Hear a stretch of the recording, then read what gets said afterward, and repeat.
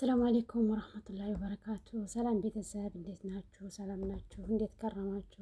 ያለው አልሐምዱሊላህ። ያው በቪዲዮ እየገባሁ አይደለም፣ ጠፍቻለሁ፣ ግን አልመቸኝ ብሎ ነው። ኢንሻአላህ እስኪ ካሁን በኋላ ለመግባት እሞክራለሁ ኢንሻአላህ። እስኪ ማለት እንደኔ ብዙ ጊዜ የሶሻል ሚዲያ ተጠቃሚዎች እንደመሆናችን መጠን ጊዜያችን የምናሳልፈው ምን አይነት ላይ ነው ብለን እስኪ ራሳችንን እንጠይቀውና እኔ ከሶሻል ሚዲያ ከመከታተላቸው ነገሮች ብዙውን ጊዜ የቤተሰብ ግንኙነት፣ የቤተሰብ የእናትና የአባት የእናትና የልጅ የወንድምና እህት ግንኙነት ምን አይነት ነው የሚለው ሁልጊዜ ያጓጓኛል። ለምን እንደሆነ አላውቅም። ከቤተሰብ ርቄ ስለምኖር ይሁን እናት አባት ከእህት ከወንድም ርቄ ስለምኖር ይሁን ብቻ ባላቅም እንዲህ አይነት ነገሮች በጣም ተጽዕኖ ይፈጥሩብኛል። በጉጉት ነው የምጠብቃቸው ማለት ነው። አሁን እነዚህ ሰዎች በጣም ደስ የሚሉ ነው። ቲክታክ ገብቼ እነኝህን ሰዎች ካላዳመጥ እነኝህን ሰዎች ካልሰማ አልወጣም ማለት ነው። ብዙ ጊዜ አያለሁኝ ሂሳባቸው ጋር ገብቼ ቼክ አድርጌ ነው የምወጣው ማለት ነው። አብዛኛውን ጊዜ ያው ስለ ትዳር፣ ስለ ቤተሰብ፣ ስለ ልጅ አስተዳደግ ብዙ ነገር ያወራሉ። ደስ የሚሉ ቤተሰቦች ናቸው። በጣም በጣም በጣም ነው የሚመቹኝ። እንዲሁም በቀደም የሆነ ጥያቄ ጠይቋት ይህ ባለቤቷ ማለት ነው ምን አላት መሰላችሁ ብሎ ጠይቃት፣ ሴት ልጅ ወይም ደግሞ ሴት ምን አይነት ወንድ በጣም የምትወደው ምን አይነት ወንድ ነው ብሎ ሲጠይቃት ጥያቄውን በጥያቄ አርጋ መለሰችለት ማለት ነው። ምን ብላ መለሰችለት? ለምሳሌ ሁለት ጓደኛሞች አሉህ እንበል። እነዚህ ሁለት ጓደኛሞች የተለያዩ ባህሪያት አላቸው። ለምሳሌ አንደኛው በጣም መልካም ሰው፣ አንደኛው ደግሞ የሆነ ኮስታራ ነገር ነው እንበል። እንግድነት ተጠርተህ ሄድክ። መልካም ሰው ነው የሚባለው ሰው ጋር ፈታ ባለመልኩ በተለመደው ከጓደኞቹ ጋር ወጥቶ ከሚውለው ሰው ጋር በሙሉ ሰላም ነው። ጠበቅ አድርጎ ነገ ይጠይቃል፣ ሰላምታ ይጠይቃል፣ ይስቃል፣ ይጫወታል፣ ይቀልዳል። ይህ ሰውዬ እንግድነት ና ብሎ ጋበዘህ። ቤቱ ሂደህ በፈገግታ ተቀብሎ አስተናገደህ። ምን ይሰማሃል አለችው። የሚሰማኝ ደስታ ነው የሚሰማኝ፣ ደስ ይለኛል ብሎ መለሰላት። ወደዚህኛው እንንጣና ኮስታራ ወይም ደግሞ ብዙ የማያወራ ቁጥብ እሱ ጋር እንሄድ። እሱ ጋር ትሄዳለህ። ማነው እንግድነት ሄደህ አህለ ወሰህለን ፊክ ብሎ መርሐባ ቤክ ብሎ ተቀበለህ። ምን አይነት ስሜት ይሰማሃል አለችው። የሚገርመው ነገር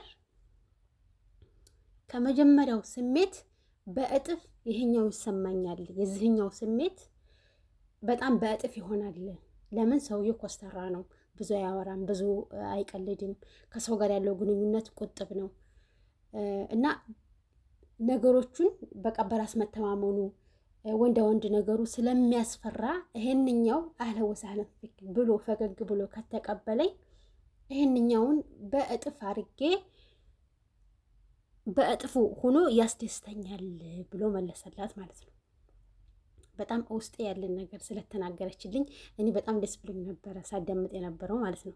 ስለዚህ እኛም አለችው እኛም ሴቶች ብዙ ባወራ ብዙ ፈገግ ባለ ሳይሆን የዚህኛው ባህሪ ነው የሚመቸን፣ የዚህኛው አይነትን ባህሪ ነው በጣም የምንፈልገውና የሚመቸን ባህሪያት ከወንዶች በጣም ተፈላጊ ወንዳ ወንድ ኮስታራ ብዙ የማያወራ ከማንም ጋር አህለን ወሰህለን ብሎ የማይስቅ የማይቀልድ በቃ ኮስታራ ወንድ ነው የሚመቸን አለችው ማለት ነው በጥቅሉ። እና በጣም ደስ የሚል ትምህርት ያስተምራሉ።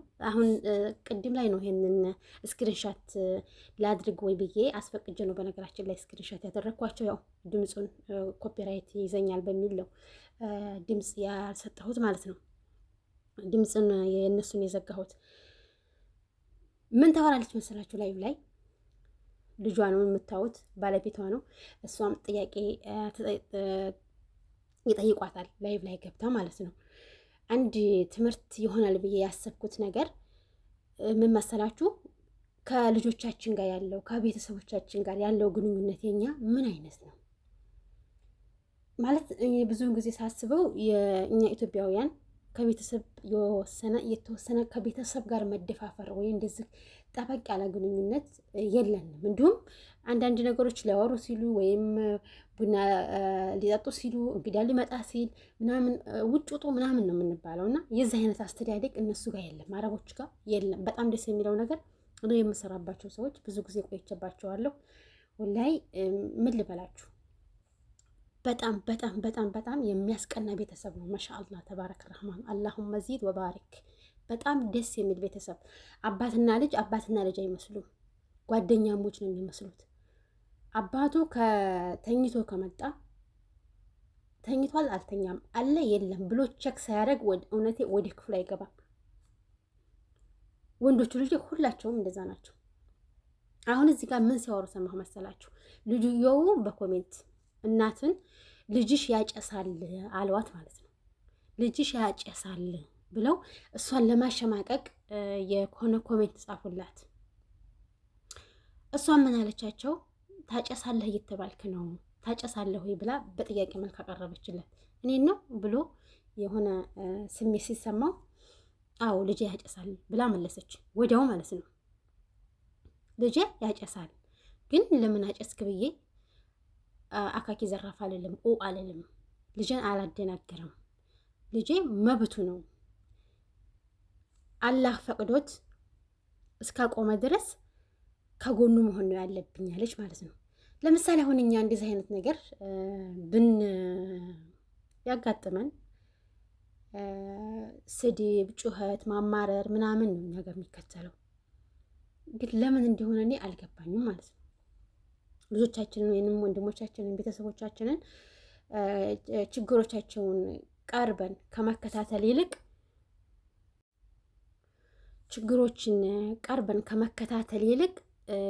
ችግሮች ላይ መልሰን እኛ ችግር የምንሆንበት መንገድ የብስ እንዲጨናነቁ፣ የብስ ከኛ እንዲርቁ፣ የብስ ከኛ ምስጢራዊ እንዳንሆን ማለት የሚፈልጉትን ነገር እንዳያማክሩን፣ የሚፈልጉትን ነገር እንዳይነግሩን የምናደርግባቸው ነገሮች በጣም እኔን ግራ ያጋባኛል ማለት ነው።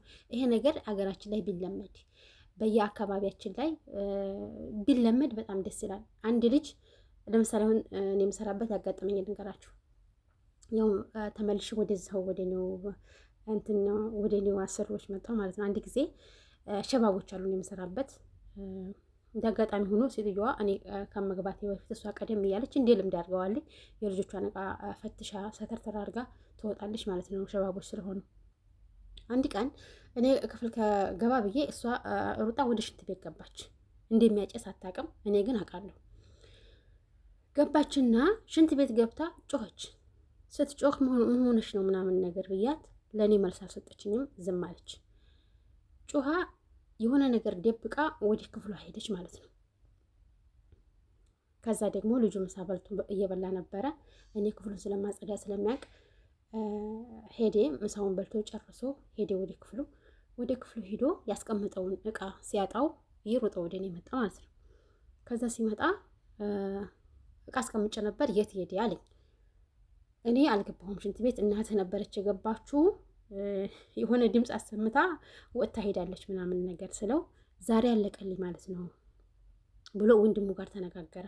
ከዛ ወጣና ደግሞ ተመልሶ መጣ እኔ ጋ። የት ነው ያረገችበትን ቦታ ታውቂያለሽ ምናምን አለኝ።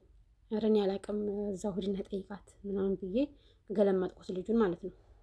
ከዛ ልጁ ወደ ክፍሏም አልሄደ፣ እሷንም አልጠየቃትም፣ ውልቅ ብሎ ሄደ ማለት ነው። ጦርነት ይካፈታሉ ወይም ደግሞ ሴትዮቱ ከሁኔታቸው አጥባቂዎች ናቸው። ማሻአላ ተባረካላ፣ ሃይማኖተኛ ናቸው። የሚባቁ የሚጨቃጭቁ ነበር የመሰለኝ። ሴትዮቱ አይታለች አላየችም፣ ሰምታለች አልሰማችም፣ ጸጥ። ልጁም የታለ ብሎ መጠየቅ የለም ምን የለም፣ ጸጥ አሉ ማለት ነው። ይሄ ነገር ለምን እንደዚህ ሆነ ማለት ዛሬ ጓደኛ ነበረችኝ የስራ ባልደረባዬ ጋር እንደዚህ ነው ብዬ ስነግራት ዛሬ ይጨቃጨቃሉ ምናምን ነገር ብለን ስንጠብቅ ጸጥ ጸጥ።